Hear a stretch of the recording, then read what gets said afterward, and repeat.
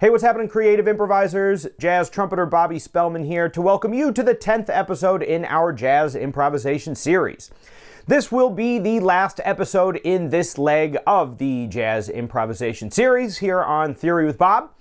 And so far, we have covered a lot of the fundamentals that you need in order to improvise over your favorite jazz standards, including the construction of modes and chords, the architecture of chord progressions, the melodic and harmonic minor modes, and connecting various chord tones across the chords of a chord progression. Now, in this 10th episode, we will finally be able to really create some compelling music with these various ideas as we get into Motivic development on this exciting episode of Theory with Bob. All right, gang, for today's demonstration, I am going to be playing along with the backing track that we made for a 2-5-1 in B flat minor. And if you would like to use these backing tracks to practice connecting various chord tones across chord progressions with lines, or developing motives and creating solos of your own, you can find 2-5-1s in all 12 keys in both major and minor iterations in our backing tracks playlist. So be sure to check those out for yourself. You can play along with this great rhythm section. Now, so far in this series, we have primarily discussed using lines to create melodies connecting the chord tones of various chords throughout the chord progressions that we've been talking about, the major and minor 2-5-1s. Now, this is important for a couple of reasons. Number one, as you get used to using these various modes that we've been talking about to create melodies, this gives you the opportunity to develop some melodies connecting the notes that most define each of the chords. Now, while you're learning how to navigate these various chord progressions, this also very much helps in developing your ears to be able to hear the difference between the three chords of the chord progression. As you begin to improvise more freely and more creatively, it's really important that you be able to hear the sound of the chord progression so that you don't have to waste your mental energy counting through the chord progression at hand. You just want to have that chord progression floating around in your head, and the more different ways that you know to navigate the various chord tones in the chord progression, the easier it's going to be able to be to hear that progression and to use the modes and scales that we've been talking about. So, a typical line in a 2-5-1, as we've talked about so far, might sound something like this. 1, 2, 3.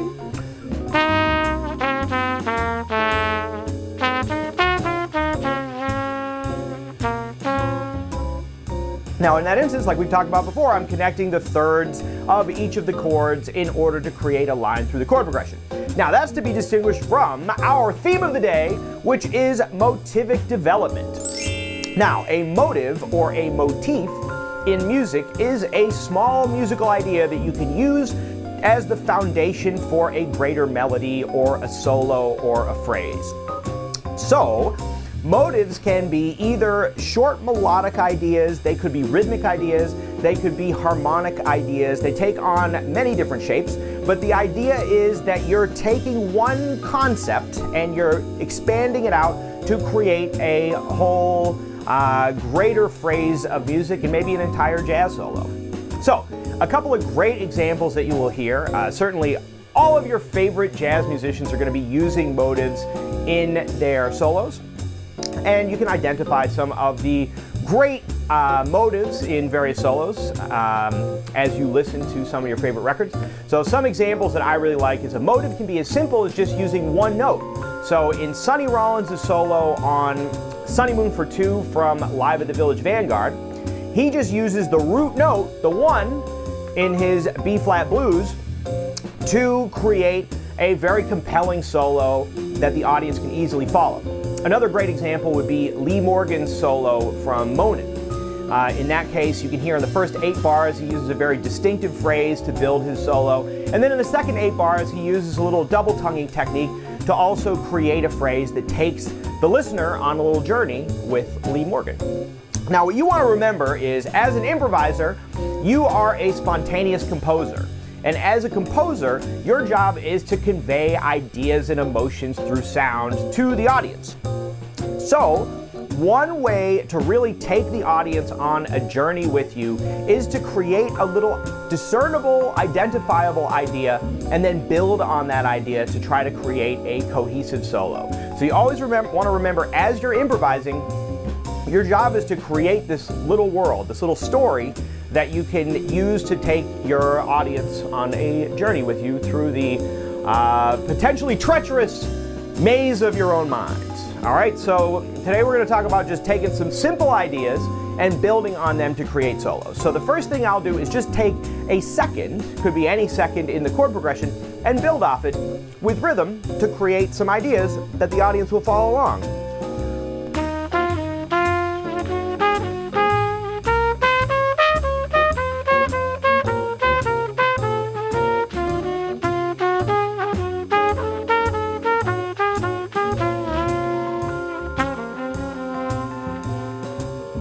So something as simple as just taking the seconds that make up the various modes that we're dealing with can be a good way to start off just trying to play around with different ideas. Once I have that just one little intervallic concept, I can play around with the varying rhythms as much as I want.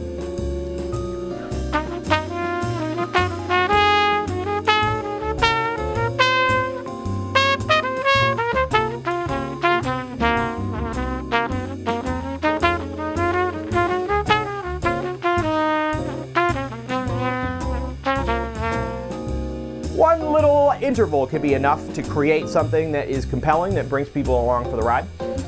Now I'm going to do the same thing, but I'm going to use some of the chord tones that make up the chords of the chord progression. So in this instance, I'm going to be using more thirds than seconds. And that might sound something like this.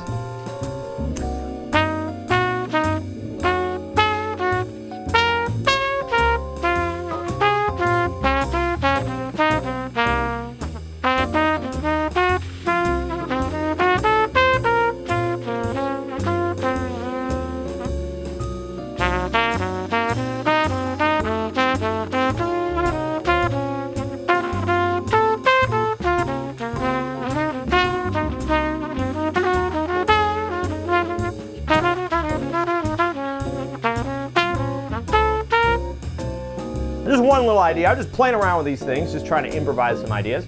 And one thing that I always recommend to all my students is, as you're practicing this stuff, take these ideas and mess around with them and try different things out. Try to experiment with these different motives and see what you come up with.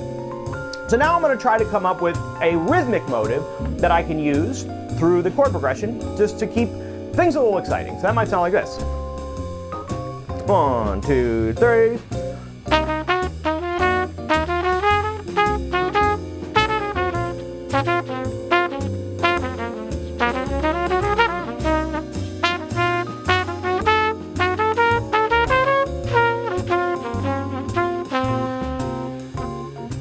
So just one little idea. You can also choose to use wider intervals or textures or whatever you want. Anything could be a motive that you might be able to use in your solo.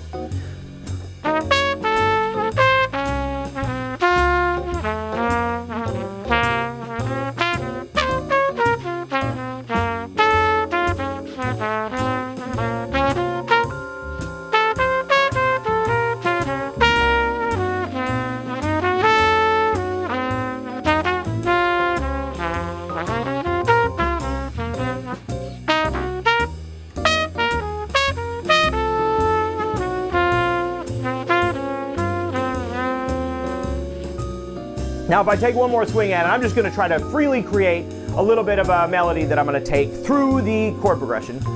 One more time, sounds like this.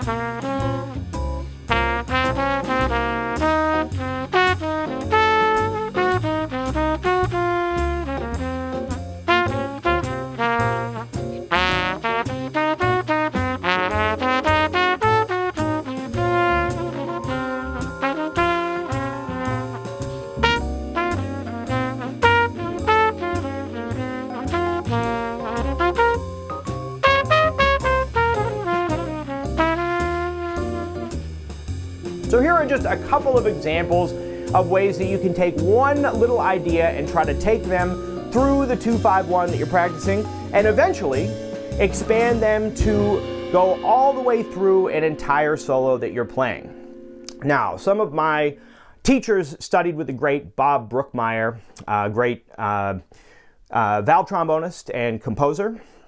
And one of the things that Bob Brookmeyer would talk about in his compositions is taking a motive to its breaking point. And that is, you take it as far as you can. You just try to figure out all the many different ways of using one idea and repeating that idea to try to create a piece of music. So sometimes as I'm practicing this, I'll take one idea and try to just see how many different ways I can play it through the chord progression. See how long I can take that one idea and always return back to that concept as I go. Now, when you're improvising in real life, you don't necessarily need to do this. You could take one motive and let it very quickly evolve into something else.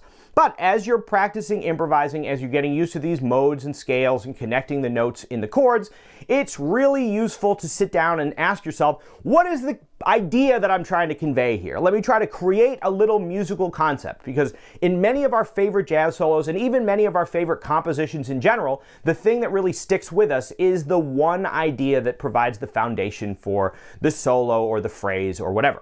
Think, for example, of Beethoven's Fifth Symphony, or the, let's say, the bassoon solo from the Rite of Spring, or any number of other things. French horn in the Firebird, for example, while I'm thinking of Stravinsky. There's a million examples where you take one little idea and try to expand it out and to create an entire piece of music on it. So, as you are practicing your modes and scales over these chord progressions, never forget the power of the motive, and really try to take some of these ideas and play around with them. Don't be worried about playing around with them. You're going to make some mistakes. You're going to play some stuff that sounds wild. But the more you try out these different ideas and try to take these motives and move them through the different tones of each of the chords and modes, the more fluent you will be in your ability to improvise over your favorite jazz standards. All right, gang, I hope that was helpful in your quest for improvisational mastery. If you like this video, please feel free to give it a like and subscribe to the channel for more videos like this one. Going forward, we're going to continue to make some videos on jazz improvisation and improvisation in many different styles, and talk about some of the great improvisers in the history of the music. If you would like private lessons in jazz improvisation or trumpet and various other musical instruments, you can find us on our website at www.ridgewoodschoolofmusic.com, or you can send us an email at ridgewoodschoolofmusic@gmail.com, and we'll be sure to set you up with a great teacher for what you're looking for. All right, gang, I hope you had fun with that one. I hope you have a wonderful time practicing, and I'll catch you in the next one. See ya.